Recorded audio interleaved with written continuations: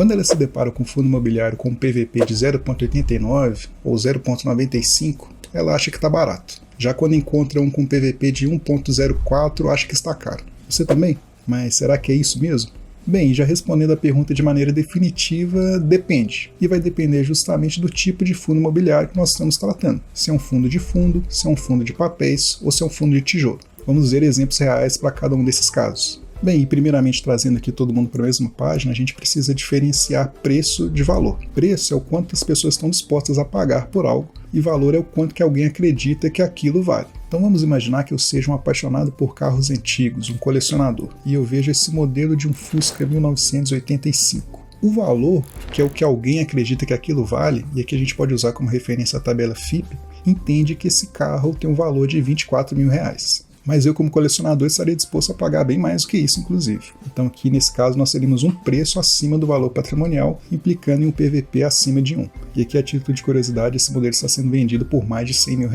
Mas voltando aqui para o campo dos fundos imobiliários, eu havia falado que o PVP depende muito do tipo de fundo que a gente está avaliando. E o primeiro que a gente vai ver aqui é um fundo de fundos, o KIZU 11. Então aqui vocês podem reparar, né, que ele está sendo negociado a um PVP um pouco menor do que 1, né, ou seja, o preço que é a todo momento negociado na bolsa está abaixo do seu valor patrimonial. E aqui no denominador, o VP, ele é composto justamente pelos preços dos fundos que o KIZU tem em carteira. Então aqui a gente vê no relatório gerencial do KIZU, a gente pode reparar que ele tem mais de 98% em cotas de outros fundos imobiliários. Aqui tem um pouquinho de renda fixa que deve ser usado para necessidade de caixa, né, do dia a dia do fundo, mas esses 98% eles são distribuídos em 42 ativos, né, que cada um desses também de forma isolada tem seu preço negociado a todo momento na B3. E para formar o valor patrimonial do KIZU, né, que foi de R$ 8,65, é feita justamente a composição de acordo com a cota, né, de cada um desses fundos já no final do mês imediatamente anterior. Então a vantagem é que aqui, né, para o preço no numerador, nós temos esses valores quase que em tempo real, né, de acordo com as negociações que são feitas em bolsa. E no denominador, né, o VP, nós temos esses dados com atraso de no máximo um mês. Então é um indicador que para fundos de fundos vale bastante a pena se avaliar a questão de desconto, né, quando a gente encontra um PVP menor do que 1. Lembrando que não é nenhuma recomendação de compra ou venda de ativos. E de certa forma a mesma lógica se aplica também aos fundos de papéis. E nesse caso aqui nós vamos usar como exemplo o KNCR11, que tem sua carteira basicamente CRIs. E quando abrimos aqui o relatório gerencial, a gente confirma isso, né? 90% do fundo é de CRIs, né? Ou seja, dívidas mais dívidas boas, né? Que o fundo deveria receber, né? Ele é credor dessas dívidas e não devedor. E essas dívidas, grande parte é atrelada ao CDI, né? Que é vinculada à Selic. Então hoje a Selic está 10,50%, o CDI está 10,40%. E aqui o que acontece é que a apropriação desses recebimentos, né? Dessas dívidas, ela é feita mensalmente, né? Impactando aqui no resultado de acordo com o indexador, né? Seja CDI, inflação, isso interfere no patrimônio de forma mensal. Então a cada mês é possível verificar os resultados devido ao recebimento dessas dívidas, né? Seja de principal ou de juros. Então aqui podemos dizer que ele está com um PVP um pouco acima de 1, né? Então se considerarmos aqui que o preço a gente tem a todo momento e o valor patrimonial também é relativamente recente, se a nossa amiga aqui achar que esse fundo está um pouco caro, 4% caro, eu concordaria. Mas e fundos de tijolo? Vamos ver como é que fica? Aqui nós vamos analisar o VISC 11, que é um fundo de tijolo especificamente do setor de shoppings.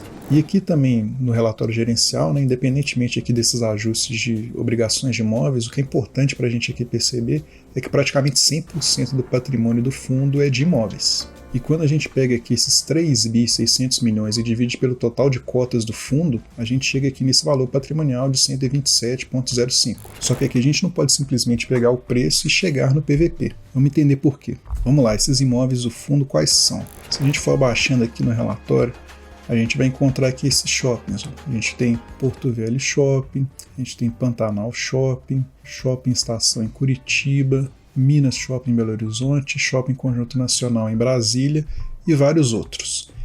E aquele valor de 3 bi de patrimônio é justamente a soma da avaliação de cada um desses shoppings, mas é aí que está a questão. Quando a gente entra aqui no site do fundo, na seção de demonstrações financeiras, né, e laudos, percebe que a gente tem aqui a avaliação de cada um desses shoppings, mas eles têm a data de avaliação referente a dezembro de 2023? Pois é exatamente isso que você e a nossa amiga aqui está pensando. Não podemos simplesmente utilizar a relação PVP aqui, porque estaremos utilizando o valor de hoje em relação ao valor de dezembro de 2023, quase 9 meses atrás. Então vejamos, o PVP atual dele é de 0,89, mas isso pouco nos diz, né? porque como mostramos, o denominador aqui, o VP, ele está defasado, né? Ele é de 2023. E claro, né, essa aparente subprecificação de 0,89, ela pode conter ainda outros fatores relacionados à taxa de ocupação e utilização desses shoppings, o próprio IGPM, que corrige o valor dos aluguéis recebidos pelo shopping, né, que tem tido uma performance relativamente ruim nos últimos tempos, mas o nosso foco aqui é o PVP. E PVP e fundos de tijolo não são uma boa combinação. Então, recapitulando, esse indicador de preço sobre valor patrimonial, o PVP, ele vai ser bastante útil na análise de fundos e fundos de papéis. Isso porque o preço e o valor patrimonial eles vão estar em períodos bastante próximos, né? Em datas bastante próximas. Já no caso de fundos de tijolo, essa defasagem pode chegar até um ano, o que acaba de certa forma até esvaziando a análise desse indicador. Mas e você? Como é que está a sua carteira? Você tem algum desses fundos imobiliários que eu comentei aqui no vídeo? E além disso, você tem também renda fixa? Já pensou em algum erro que você pode estar cometendo ao investir em renda fixa? Olha, eu comentei sobre isso nesse vídeo aqui a seguir.